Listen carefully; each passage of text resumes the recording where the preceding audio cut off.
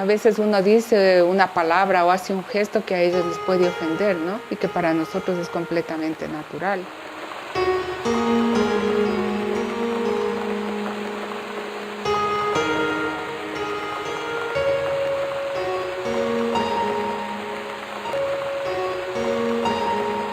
Es como morir un poquito cada vez a lo que hemos vivido para volver a nacer a una nueva cultura. Misionera en plena guerra.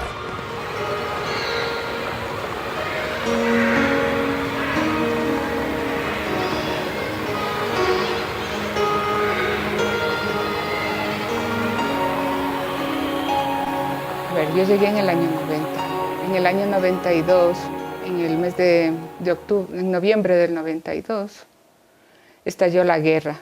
Pero estalló la guerra ahí adentro de la ciudad. Hubo un proceso de elecciones ahí, porque el presidente José dos Santos, que está hasta ahora, ¿no? Sigue siendo el presidente de Angola, él ya llevaba muchos años ahí. Entonces, la guerra es con la guerrilla, con el partido contrario al gobierno, que es la UNITA. El partido del gobierno es el MPLA. Entonces, la guerra es entre el MPLA y la UNITA. Nosotros estábamos en una zona que pertenecía al gobierno, al MPLA. Y lógicamente estábamos con militares y todo del gobierno. Pero en el año 91 se comenzó un proceso para las elecciones y nombrar el nuevo presidente. La convocatoria a elecciones generales hacía suponer el fin de la guerra civil, pero el resultado no fue aceptado por UNITA, que denunció un fraude electoral y reanudó la lucha armada en 1993. El 29 de septiembre fueron las elecciones, pero fueron unas elecciones en las que hubo manipularon muchísimo los votos y todo. En la ciudad que nosotros estábamos, en el Parque Central, al día siguiente de las votaciones, estaban cantidad de urnas con los votos que llegaban de la zona de la guerrilla. Y bueno, ahí estaba la ONU, estaban los cascos azules, estaba toda la gente, los observadores internacionales, pero en verdad nosotros veíamos que los votos que pertenecían a la guerrilla se quedaron ahí, no fueron escrutados. A mí personalmente eso ya me causó una rebeldía tremenda, ¿no? No es que yo hubiera sido partidaria de ninguno de los dos partidos, pero sí me dolió el ver la injusticia que se estaba cometiendo en ese momento. En el mes de noviembre, pues como ya las elecciones, los resultados y todo lo demás, la gente de la guerrilla no se sintió satisfecha y mucha gente del pueblo mismo que estaba en la zona del gobierno tampoco. Entonces, como los militares de la guerrilla habían entrado en las ciudades, estalló la guerra dentro de las ciudades. Nosotros pasamos 5 días sin poder salir de la casa. Vivimos momentos horrorosos porque nuestra casa estaba justo en el límite de la entrada de la ciudad. Entonces los militares disparaban de aquí y la guerrilla disparaba del otro lado. Fueron momentos muy duros.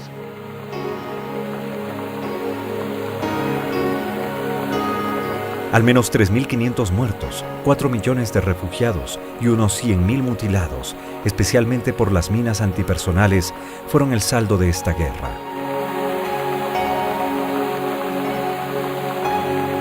Y claro, permanecimos ahí ya sin luz, sin agua, sin teléfono y con la comida que teníamos en la casa y comiendo más personas de las que pensábamos que podíamos tener. Nosotros éramos 5 y estábamos 11 o 12 personas ahí. A los 5 días que conseguimos salir, eso fue lo más doloroso. Encontramos en la calle, ¿no?, los cadáveres y todo. Bueno, eso era horroroso porque ya llegaban las palas mecánicas, comenzaron a recoger los cadáveres, a enterrarles en fosas comunes. Pero como estábamos en el 4.º piso nosotros, veíamos cómo la gente del gobierno cogía familias que ellos consideraban que eran enemigas, los niños pequeñitos, los papás con los hijos en brazos, y les llevaban al otro lado del puente, un barrio que se llama La Shawandi. Les llevaban a ese barrio y después supimos nosotros que les metían a las familias enteras en esos tanques de gasolina vacíos, de 200 litros, esos tanques grandes así. Les metían ahí, les tapaban y les mataban por asfixia.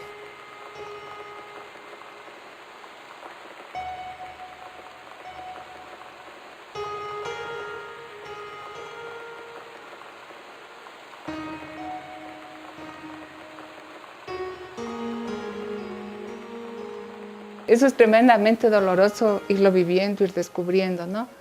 En un departamento de la casa donde estábamos, pues habían 3 niños que se quedaron, les llevaron al papá y a la mamá y los niños se quedaron solos.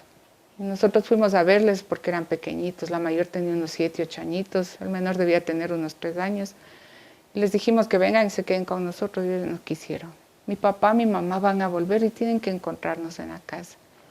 Entonces comenzó el saqueo, la destrucción de la ciudad, queman absolutamente, o sea, roban de los almacenes de las casas y comienzan a incendiar todo. Nosotros salíamos a la calle, ya no había comida, quedamos completamente aislados del resto del país, se puede decir, o sea, la ciudad fue minada.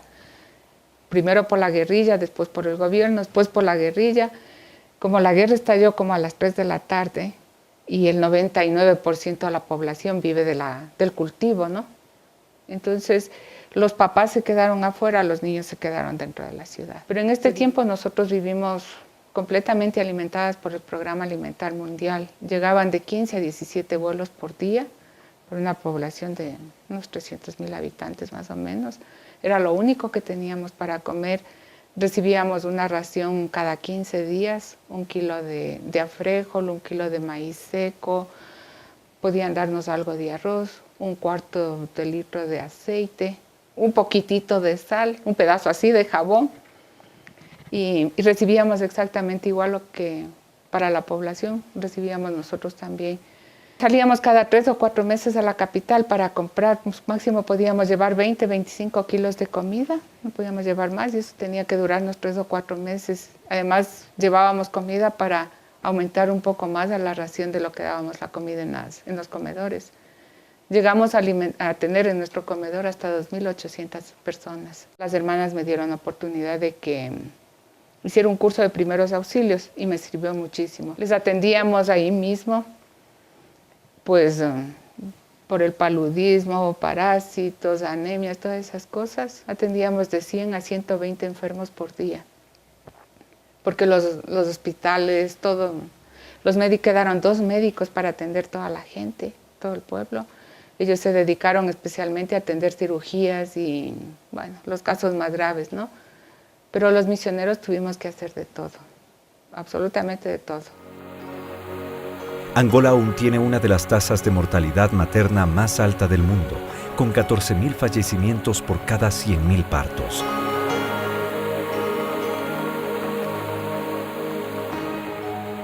Todo el trabajo de pastoral, digamos, catequesis y todas esas cosas quedó suspendido. Comenzamos a atender en unos comedores una sola comida al día para toda la gente.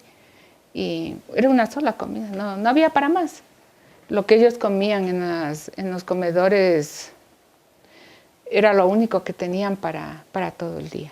Era un plato de una masa de fungi, que le llaman ellos, que es la harina de yuca, que es lo que se le muele así, queda como el engrudo, igual que el engrudo nuestro así.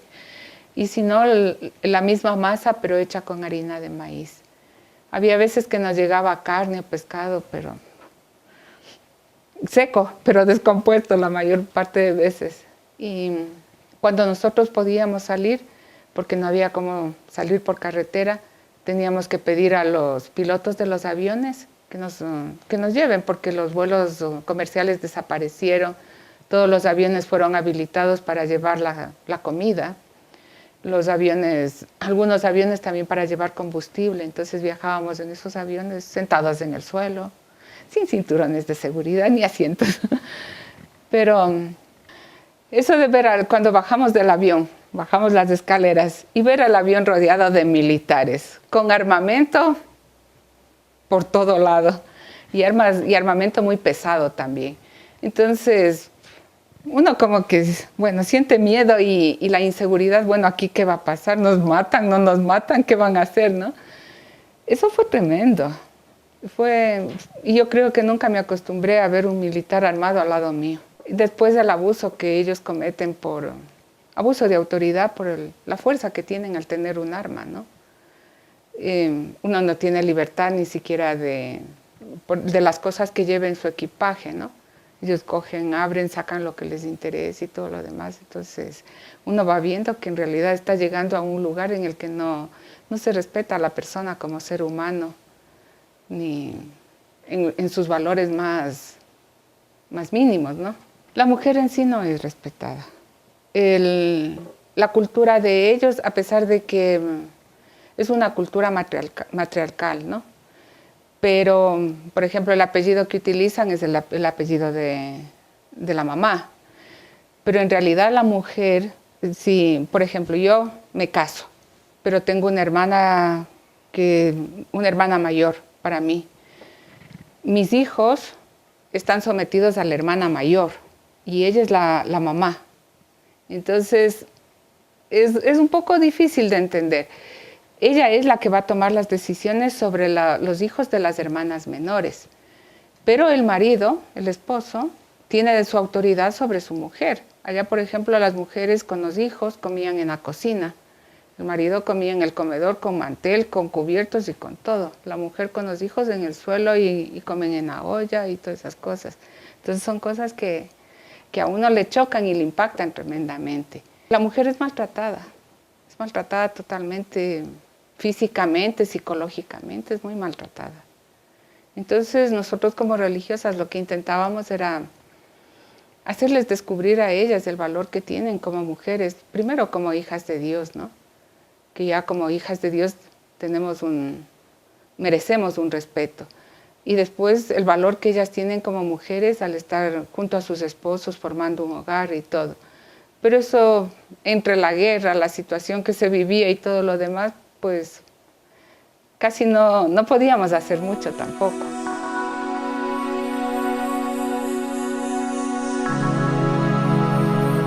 Angola no tiene un sistema legal fuerte que se dirige especialmente a la violencia doméstica, que permita que estos casos sean seguidos de cerca y lleven al posible arresto al agresor.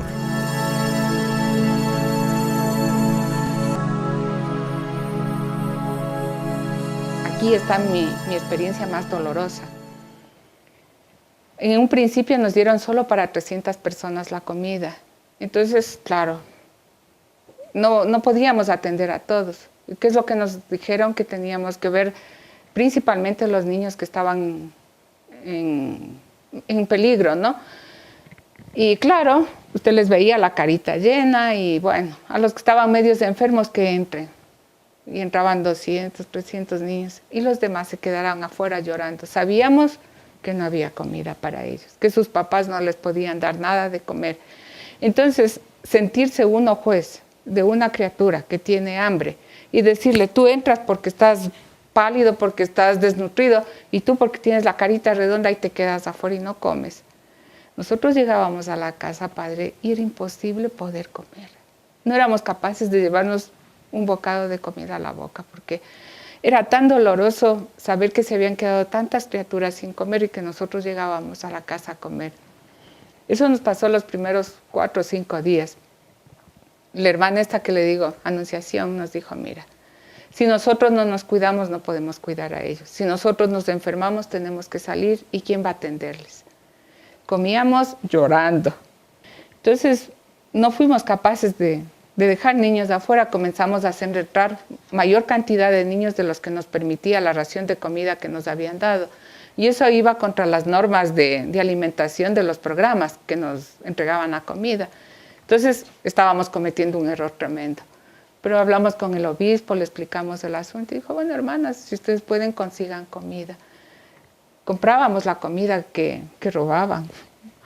Los mismos militares, gente del gobierno robaban la comida, nos vendían a $100, $120, un quintal de frijol, de maíz, de azúcar, de arroz, todo costaba lo mismo. Y era la misma comida que había llegado y había sido entregada al gobierno. El gobierno recibía el 80% de la ración de comida y la iglesia recibía el 20%. Con el 80% ellos podían dar de comer una semana. Con el 20% dábamos nosotros de comer todo el mes a los que nos habían indicado que nos correspondía según el lugar, más toda la gente que las otras 3 semanas no recibía comida en los comedores del gobierno. Salíamos nosotros a la calle y encontrábamos gente adulta, hombres, mujeres de 30, 40 años, tirados en la calle, esqueletos que ya no tenían fuerzas ni para pararse. Nosotros les llevábamos en el carro al hospital. Por la puerta de adelante les llevábamos a que les atiendan, y los enfermeros por la puerta de atrás les sacaban porque ya no tenían medicinas, no tenían comida. Murió una cantidad de gente impresionante. Un día nos dijo una señora: hermanas, los únicos blancos que han quedado aquí son ustedes, los misioneros, y ustedes nos están salvando la vida. ¿Qué más evangelización quiere? Fue la respuesta de una señora, porque yo le dije: qué pena que no podemos tener catequesis. Hermana, ¿qué más? Ustedes nos están salvando la vida. Quedamos completamente aislados del resto del país, se puede decir. O sea, la ciudad fue minada. Primero por la guerrilla, después por el gobierno, después por la guerrilla. Como la guerra estalló como a las 3 de la tarde, y el 99% de la población vive del cultivo, ¿no? Entonces, los papás se quedaron afuera, los niños se quedaron dentro de la ciudad. Se dividió completamente la familia casi por 9 años. A los 5 años comenzaron ya a abrir un poquito las carreteras y comenzaron a regresar un poco, ¿no? Pero prácticamente 9 años después, como que se comenzó ya a estabilizar un poco la situación, y los papás regresaron, comenzaron a unirse con sus hijos. Y yo le preguntaba a Dios que en realidad, ¿por qué había tanta diferencia entre el mundo del que yo venía al mundo con el que yo me había encontrado? ¿Y por qué? ¿Y qué es lo que yo podía hacer en esos momentos como persona para ellos, ¿no? La inseguridad misma de la guerra, los militares y todo lo demás, a veces sí me preguntaba: bueno, Dios, ¿qué quieres que hagamos aquí? ¿O qué estoy yo haciendo aquí? No voy a negar que muchas veces, frente a toda esta impotencia, uno quisiera regresar, hubiera querido volver a mi tierra, a mi país, ¿no? Pero yo decía: no, aquí por lo menos estoy con ellos. Puedo rezar y pedir por las necesidades de lo que yo estoy viendo que ellos están sufriendo este momento. Y después pienso que ser misionero, yo descubrí ahí, ser misionera es estar ahí junto a la gente y que ellos sepan que hay alguien que les puede extender una mano, porque Dios es el que le va dando a uno fuerzas. Dios va permitiendo que uno resista en enfermedades, en todas las cosas, la falta de alimentación. Pasamos casi 5 años sin comer nada de verduras, legumbres, nada. Todo lo que comíamos eran cosas secas. Cuando yo regresé acá tenía 4 úlceras sangrantes. ¿Cuánto qué? Úlceras sangrantes. Entre el estrés de la guerra y la falta de alimentación, o sea, la alimentación que no era adecuada, ¿no? Le puedo decir así sinceramente, toda esta experiencia de dolor, de sufrimiento que compartimos, porque no fue solamente ver, fue compartir, fue vivir con ellos. Experimentamos los bombardeos, la inseguridad. Un día nosotros estábamos en la casa después del almuerzo y oímos disparos, ¿no? Entonces salimos a la ventana. Estaba una mujer tirada en el suelo. El militar disparaba alrededor del cuerpo de ella sin llegarle las balas al cuerpo. Le disparaba alrededor del cuerpo de ella. Y cuando nosotros salimos y le dijimos: ¿pero qué estás haciendo, hombre? ¿Le vas a matar? Él nos apuntó a nosotros y nos dijo: ustedes no tienen nada que ver. Nos insultó, nos dijo blancos de todos los colores. nos insultó muy fuertemente, ¿no? Entonces dijo: ¿y a ustedes qué les importa? Es mi mujer y yo puedo hacer lo que quiera con ella. Al final le dijimos a él que le deje, que si quería comida nosotros le íbamos a dar comida, pero que le deje a la mujer ahí con nosotros y que él se vaya. Bueno, le dimos comida, le dimos medicamentos y el hombre se fue, le dejó a la mujer. ¿Y por qué le trató así? Porque ella no quiso irse con él, no quiso tener relaciones con él. ¿Es tu marido? No, no le conozco. En la situación actual de Angola, la esperanza de vida de sus habitantes es de 45 años para los hombres y 49 años para las mujeres. Apenas el 51% de la población tiene acceso a agua potable. La mortalidad infantil rebasa el 11%. Yo como persona no tengo fuerzas para poder hacer algo. Y del único ser que podemos sacar fuerzas para ayudar es de esa intimidad con Dios, creer en Él y decirle: mira, aquí estoy, yo no puedo hacer nada, tú lo tienes que hacer todo. El último viaje que hicimos, porque fuimos a recibirle a Dolores Bajaña, una hermana también mercedaria, misionera de aquí de Ecuador, que viajó. Fue el último viaje cuando le fuimos a buscar a ella, cuando íbamos a Luanda. De la salida de la ciudad de Malange había un puente muy grande. Entonces nosotros comunicábamos que íbamos a salir y los militares nos daban un pase, una autorización para poder salir de la ciudad y poder entrar en otra ciudad. Se vive todo ese sistema, ¿no? Llegamos como 7:05, 7:10 al puente. Y claro, íbamos así y me dice Anunciación, ay, dice, llevamos a lavar el carro y mira, se quedó todo, dicen, el rosario, teníamos ahí nuestras cositas en la parte del carro, le poníamos siempre adelante. Y yo saqué un Cristo que me dio el Padre. El momento que yo coloqué así el crucifijo en la parte del carro, vi un alambre, pero un alambre finitito. Y le dijo, frena, Palacio, nos vamos. Pero ya fue tarde. Nos llevamos el alambre y todo, y cuando ella paró en medio puente. Bueno, nos rodearon los militares con fusiles y con todo, y Anunciación decía, meu filhinho, perdóame, Aufilio, no quis hacer eso. Total es que el muchacho, el militar, se acercó, era pálido, y dice, hermanas, acaban de pasar por encima de las minas del puente. No se accionaron, no sé por qué. Entonces, vivíamos de milagro en milagro. Yo pienso que para el ser humano lo que más vale es la verdadera libertad. Y la verdadera libertad está en el amor, Padre.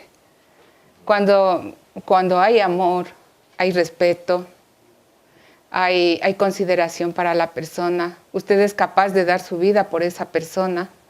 Y la verdadera libertad está fundamentada en el amor, porque yo soy libre cuando amo, cuando por amor yo estoy haciendo lo que nosotros hicimos. Yo sentía como una obligación mía el dar una respuesta a Dios y decirle a Dios, mira, tú me das tanto a mí, yo no tengo por qué medir lo que tú me estás pidiendo. Lo que le dije antes, ser misionero es simplemente estar en el lugar donde uno debe estar, donde Dios quiere que uno esté. Porque no es simplemente hacer cosas. A veces no podemos hacer nada, pero estamos ahí junto a alguien que nos necesita, que nos mira, que ve simplemente el saber que una persona le está entendiendo, comprendiendo, le está extendiendo la mano. Nosotros pasamos casi 3 meses sin hacer absolutamente nada. Simplemente rezábamos porque no podíamos hacer nada nosotros. No había comida, no había medicina, no había nada. Y optamos por quedarnos porque pensamos que después en algún momento íbamos a poder comenzar a ayudarles a ellos. Es la presencia, es el decir, bueno, Jesús está en medio del sufrimiento de ustedes y aunque parezca imposible, Él nos va a ayudar. Y hablar de Dios, del amor del Padre, pues es muy difícil. Con palabras no puede usted hacerles comprender, pero ellos pueden comprender con la presencia, con el estar ahí. Me encantaría, volvería a hacer lo mismo, aún sabiendo los peligros y todo lo que vamos a pasar. Es una experiencia de vida que nos hace, por lo menos a mí, me ha hecho madurar en la fe, me ha hecho confiar más en Dios, amar más a las personas, reconocer el sufrimiento, el dolor de la gente, valorar. El amor a Dios y la preocupación por la gente han llevado a la hermana Clara Luz González a seguir sirviendo, esta vez en Filipinas, desde finales del año 2011. Pero en su corazón aún lleva los tristes recuerdos de Angola. Éramos un manojo de nervios y cualquier cosa nos hacía saltar. Se vive una situación que personalmente, ¿no? Psicológicamente uno sufre muchísimo. A veces me pregunto cómo fuimos capaces de poder sobrellevar todo esto y cómo fuimos capaces de vivir todo este tiempo ahí, ¿no? Pero yo tengo una sola respuesta, es Dios. Lógicamente no se puede ser feliz porque estamos viendo el sufrimiento de la gente, no podemos hacer nada. Lo único que yo no llamaría felicidad, simplemente la satisfacción de poder estar ahí con ellos, pero felicidad no. Una satisfacción interior, personal, que le dice, bueno, estás haciendo algo y vale la pena, puedes quedarte. Pero feliz no.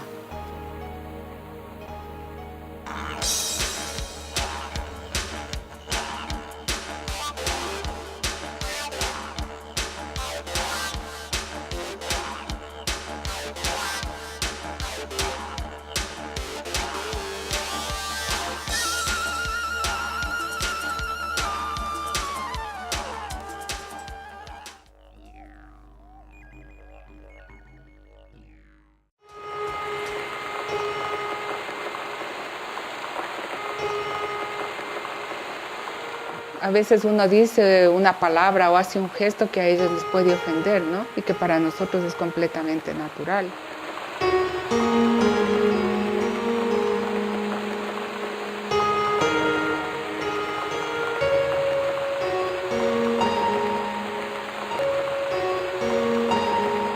Es como morir un poquito cada vez a lo que hemos vivido para volver a nacer a una nueva cultura.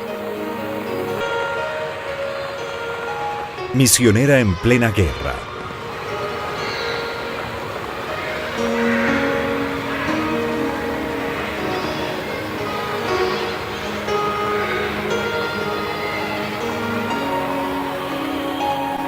A ver, yo llegué en el año 90.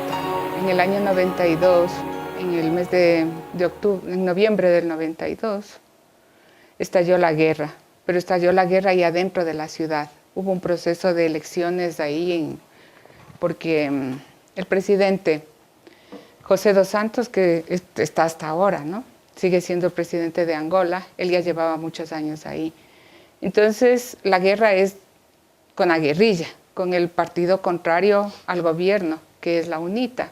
El partido del gobierno es el MPLA. Entonces, la guerra es entre el MPLA y la UNITA. Nosotros estábamos en una zona que pertenecía al gobierno, al MPLA. Y lógicamente estábamos con militares y todo del gobierno. Pero en el año 91 se comenzó un proceso para las elecciones y nombrar el nuevo presidente.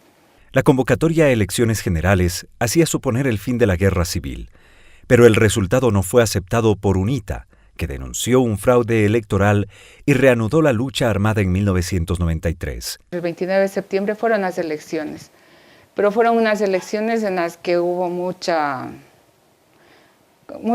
manipularon muchísimo los votos y todo. En la ciudad que nosotros estábamos, en el Parque Central, al día siguiente de las votaciones, estaban cantidad de urnas con los votos que llegaban de la zona de la guerrilla. Y bueno, ahí estaba la ONU, estaban los cascos azules, estaba toda la gente, los observadores internacionales, pero